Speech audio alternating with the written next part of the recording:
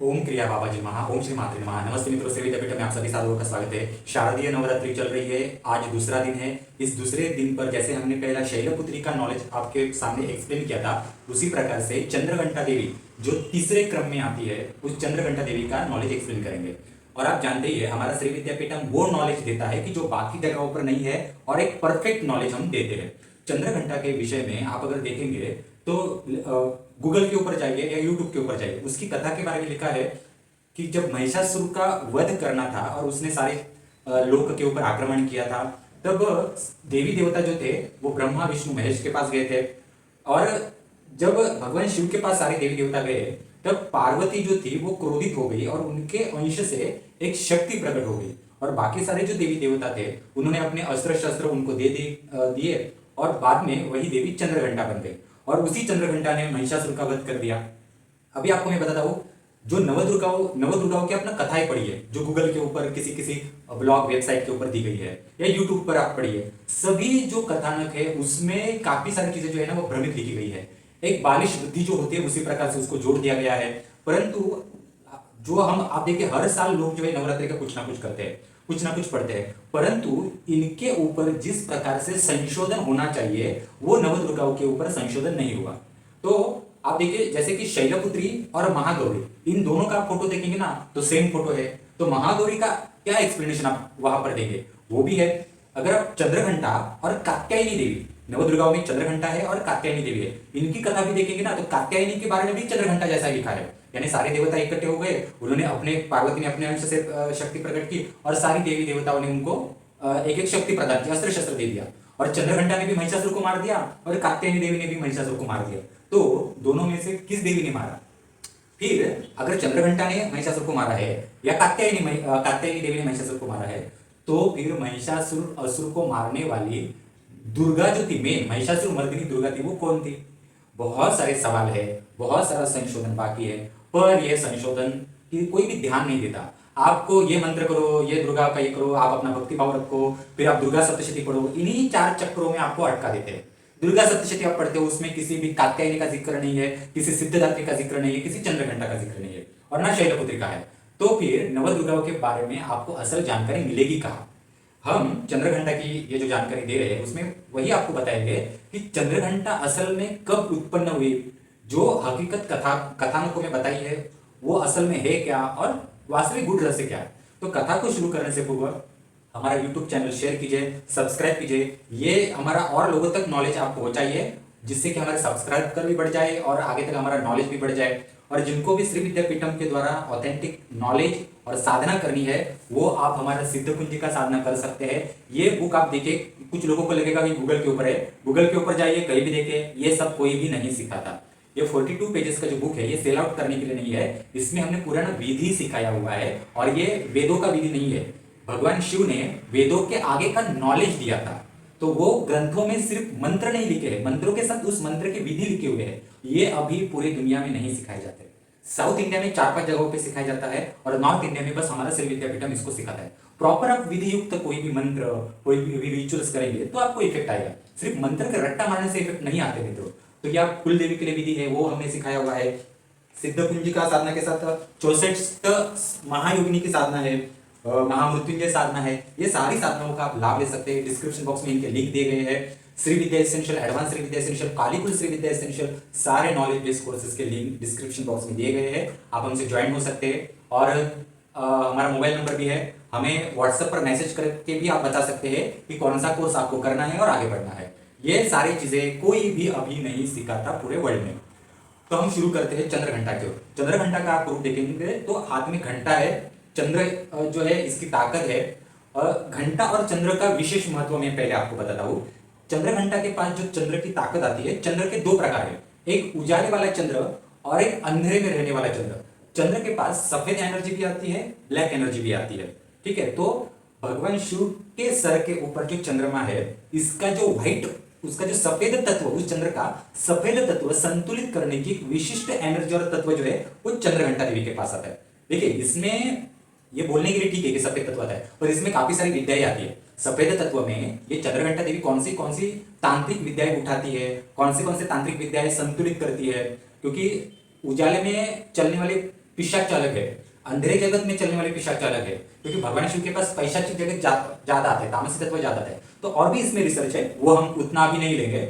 घंटा, तो घंटा एक साउंड एनर्जी है, तो ये घंटा जो है चंद्र घंटा के पास, ये बहुत ज्यादा इंपॉर्टेंट है। किसी भी देवी के पास जब घंटा होती है, और तो घंटा होती है, समझ लो कि उसके पास साउंड एनर्जी है। तो साउंड एनर्जी मतलब क्या है कि वो आपको मुक्ति के रास्ते पर ले जा सकती है एक लिमिट पर, क्योंकि साउंड एनर्जी जिस देवता के पास होती है उसके पास मुक्ति के पार्ट होते हैं, मुक्ति की भी विद्या होती है। Sound wave is a knowledge of spiritualism.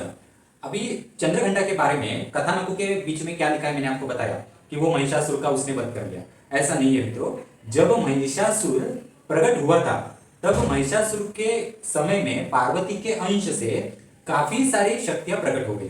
Mahishasura का जो जीवन काल था या कार्यकाल था वो कोई 1 साल 2 साल का नहीं था, काफी लंबा समय था, हम उसकी कल्पना नहीं कर सकते। और उसमें काफी सारे युद्ध लोकांतर में उसने की है, और उसमें पार्वती से भी काफी सारी शक्तियां उत्पन्न हुई, अन्य देवी से भी उत्पन्न हुई, और इसके बारे में बहुत डिटेल जानकारी कहीं लिखी हुई नहीं है।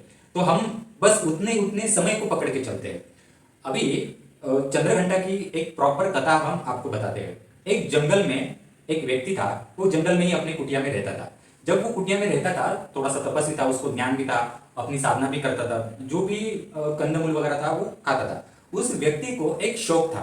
अब ये शौक ऐसा था कि किसी भी प्राणी या पशु जो होता था, इनके पैर का जो खुर होता है, यानी अगर आप देखिए हमारे तंत्र भाषा में कहते हैं ना कि तुम्हारे ऊपर ब्लैक मैजिक किया है, तो तुम्हारे पैर के नीचे की मिट्टी ली है, तुम्हारे शरीर के ऊपर का कपड़ा लिया है और उससे तांत्रिक प्रयोग किया है। तो पैर के नीचे की मिट्टी जो होती है ना, उसके ऊपर बहुत बड़े लेवल के तांत्रिक प्रयोग होते हैं। और ये जो व्यक्ति था जो जंगल में रहता था, तो उसको जो शौक था, उसमें जो पशु पक्षी प्राणी थे उनके पैर को लगी जो मिट्टी होती थी वो उसको निकाल लेता था, या फिर उनके पैर के नीचे की मिट्टी लेता था और उसको ना कहीं पे रख देता था उस अपनी कुटिया में। ये उसको शौक था, और उसके पास ना ऐसी मिट्टी इकट्ठा होकर काफी मिट्टी इकट्ठा हुई थी, और अपना अपना वो साधना वगैरह करता था। एक दिन क्या हुआ कि अपने साधना में बैठा था, मौन था, आंखें बंद की थी, और आसपास उसको टाइगर, बाघ जो होता है वो आसपास से ऐसा लगा, उसकी आवाज, घुर्राने की आवाज उसको सुनाई दी। फिर बाद में वो तो टस से मस नहीं हुआ, पर आंखें जब खोली तब तो उसने देखा कि ऐसा कोई निशान उसको जमीन के ऊपर, मिट्टी के ऊपर नहीं दिखाई दिया कि बाघ वहां पर आया था। तो वो अचंभित रहेगा कि बाघ यहाँ पे नहीं आया है, तो मतलब बाघ की अगर आप उसको आवाज आई है तो मिट्टी के ऊपर निशान उसके नहीं है, तो ये क्या है। तो इसी बीच वो नींद में सोता गया। नींद में सोने के बाद एक दिन उसको कोई गुरु आया, किसी गुरु ने उसको स्वप्न में बताया कि एक ब्रह्म स्नान का विधि होता है, वो करो। थोड़ा सा विधि उसको स्वप्न में ही सिखाया। उसने कुछ दिन वो ब्रह्म स्नान का विधि सुबह उठकर पूरा का पूरा विधि जैसा होता है वो किया, अपनी रेगुलर तपस्या थी वो की। एक दिन उसको स्वप्न में बाघ के बारे में एक वही गुरु फिर से आया और उसने बताया कि तुम्हारे पास जो बाघ आया था जब तुम तपस्या कर रहे थे, वो बाघ का मतलब है कि तुम्हारी आज तक की जो तपस्या है वो आगे बढ़ रही है। हाँ, तो तुम्हें अभी नेक्स्ट स्टेज के ऊपर जाना है, तो तुम्हारे जीवन में वैसे बदलाव करने पड़ेंगे, आगे का कुछ सीखना पड़ेगा, मार्गदर्शन लेना पड़ेगा और तुम्हें बदलना पड़ेगा। जब आपकी साधना एक स्टेज के आगे निकल जाती है तब आपके शरीर में मानसिक वैचारिक बदलाव होना बहुत जरूरी है मित्रों। और ये पहले बदलाव आपके कुलाचार से होते हैं, क्योंकि आपने जिस घर में जन्म लिया है वो जो ब्लड होता है ना, ये आपकी पहली आइडेंटिटी है। आपको पहले पिछले आपके 11 से 21 तक पीढ़ियां क्या करती थी, जिस पीढ़ी से, जिस खून से आपका जन्म हुआ है, उसका इतिहास, उसके तत्व, उसकी कुल शक्तियां आपको समझ में आना बहुत जरूरी है। तो ये आप आगे बढ़ सकते हो। नहीं तो आप सोचेंगे कि मैं इतना गायत्री का पाठ करता हूँ, मैंने किसी श्री विद्या ले ली, मैंने बगलामुखी का इतना कर लिया, मैं इतना सब कुछ करता हूँ। कुछ नहीं होता मित्रों ये सब कुछ करने से, जब तक आपको अपने कुल का इतिहास, कुल की मर्यादा और आपके कुलाचार, कुल देवी पितरों का आशीर्वाद ठीक से आपके साथ नहीं है, कुछ नहीं होता। बाकी फिर आप जो करते हो टाइम पास ही होता है। जैसे हम आजकल देखते हैं किसी शिविर में लोग जाते हैं और वहां बस मुंडी हिलाते, मेडिटेशन करते, कुछ पढ़ते हैं, किसी स्तोत्र का पाठ करते हैं, बाकी कुछ नहीं होता और पूरा जीवन जो होता है वो बर्बाद हो जाता है, क्योंकि आपको अपने कुलदेवी का कुछ करने के लिए नहीं आया और आपकी कुलदेवी आपको पता नहीं चली, आपको पितरों का इतिहास नहीं पता चला। और वही मेन है, और वही जो आपके पितर और कुल का इतिहास होता है वही आपको आगे जो होता है स्पिरिचुअलाइजेशन में बढ़ाता है। वही अलग मुद्दा है। तो जैसे कि इस व्यक्ति को स्वप्न में पता चला, तो बाद में उसने प्रॉपर उपासना अपनी रखी, रेगुलर उठकर, सुबह उठकर अपना वो ब्रह्म स्नान का जो विधि था वो करना उसने शुरू कर दिया। कुछ समय बाद उसकी परीक्षा का समय आ गया। अब परीक्षा ऐसी थी कि एक दिन उसकी कुटिया में उसको खाने के लिए कुछ नहीं था, खाने के लिए कुछ नहीं था, उसको बहुत तेज भूख लगी थी। आसपास में कोई फल भी उसको दिख नहीं रहा था, कंदमूल उसने देखे तो वो कंदमूल भी जमीन के अंदर कुछ नहीं था। तो उसने क्या किया, और लकड़ियां भी नहीं थी कुछ जलाए इसलिए, तो बहुत भूख तो लगी थी। तो उसने क्या किया कि जो मिट्टी उसने किसी किसी पशु के पैर के नीचे की मिट्टी वहां पर रखी हुई थी, मिट्टी ले ली और जहां पर वो खाना पकाता था उस चूल्हे में उस मिट्टी डाल दी, और एक दो जो भी छोटी मोटी लकड़ियां थी उसमें डाल दी, और उस मिट्टी को उसने अग्नि जला दिया, और मिट्टी के ऊपर जो छोटा मोटा बर्तन था वो रख दिया, और उसके ऊपर जो था जो भी सब्जी या सब्जी के पान पत्ते होते थे वो रख दिए, और उन पान पत्तों को उसने खा लिया। तो ये एक दिन उसकी बहुत बड़ी हालत हो गई। इस तरह से उस दिन उनकी परीक्षा हो गई, उसका परिणाम उसको अगले दिन पता चल गया।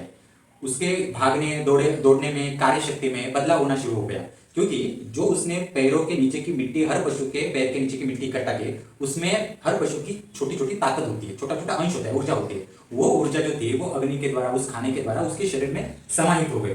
तो ये लकड़ियां जो था वो लकड़ियां फास्ट काटना उसने शुरू कर दिया, कोई कंदमूल जमीन से निकालना है तो वो काटना उसने शुरू कर दिया, बहुत एकदम मूवमेंट उसकी फास्ट हो गई। उसको पशु पक्षियों की जो भाषा होती है वो भी थोड़ी थोड़ी समझना शुरू हो गई। अब ये सारी विद्या उसको जब आना शुरू हो गई, एक दिन क्या हुआ कि इसी जल्दबाजी के चक्कर में एक पेड़ के ऊपर एक पक्षी के कुछ अंडे थे, वो जमीन के ऊपर गिर गए, और वो अपने आप को दोष देना शुरू कर दिया कि उसके कारण, उसके जल्दबाजी के कारण ये सारे जो है वो अंडे गिर गए और दोष लग गया। और वो दोषी भावना इतनी बड़ी हो गई उसके मन के अंदर कि उसका रोज की साधना के ऊपर ध्यान नहीं चला गया, और ऐसे ही चलता रहा। तो वही गुरु जिसने पहले उसको मार्गदर्शन किया था वही फिर से मार्गदर्शन करने के लिए आया, और उसने कहा कि अगर तुम्हें ऐसा लगता है कि इसका प्रायश्चित लेना है, दोष तुम्हें लगा है, श्राप लगा है, तो तुम एक मिट्टी से एक पक्षी की मूर्ति बनाओ, नदी के किनारे जाओ, और जैसे मैं बताता हूँ वैसे वैसे विधि करो, तो उस पक्षी के आत्मा को और अंडियों को, जो अंडे थे फूट गए थे, उनके आत्मा को मुक्ति मिल जाएगी। तो उसने वैसा वैसा किया, और वैसा करने के बाद आप देखिए बहुत सारे पशु पक्षी मरते हैं, परंतु जंगलों के पशु पक्षियों को कोई मुक्ति कैसे मिलेगा इसके बारे में सोचता नहीं है, कोई मनुष्य जाकर इसके बारे में सोचता नहीं है। कोई आप ही देख लीजिए, आसपास हमारे कुत्ते मरते हैं, तो उनके बारे में भी आगे उनकी मुक्ति कैसे हो जाएगी, उनके बारे में कोई भी कुछ भी नहीं सोचता। असल में इसके सारे विधान जो होते हैं हमारे शास्त्र में लिखे गए हैं, परंतु आप जानते ही कि बहुत सारी चीजें अनदेखी हो चुकी है। अनदेखी मतलब ज्ञान ही नहीं आगे बढ़ रहा है। अभी जैसे उसने ये सारा विधि कर लिया, उससे उसकी मुक्तता भी हो गई उस दोष से, और बाद में फिर से उसके गुरु स्वप्न में आया, उसने फिर से कहा कि तुम्हारी मुक्तता हो गई है और तुम्हारी जैसी साधना चल रही है वैसे आगे आगे रखो। तो उसने जो साधना उसकी ब्रह्म स्नान की और भी उसकी तपस्या चल रही थी वो कंटिन्यू आगे वैसे की वैसे रखी। एक दिन उसे देवी प्रसन्न हो गई, और जो देवी प्रसन्न हो गई वो वही थी जो गुरु उसको मार्गदर्शन कर रहा था, उसी गुरुमंडल की जो मुख्य आराध्य शक्ति थी चंद्रघंटा, वही उसको दिखी। और चंद्रघंटा के नीचे चंद्रघंटा का जो वाहन है वाघ, जिसको बाघ हम कहते हैं, टाइगर, वही उसको दिखा था सपने में, और जो वास्तविक में आया था तो वही बाघ था। तो चंद्रघंटा देवी ने उसको आगे मार्गदर्शन किया।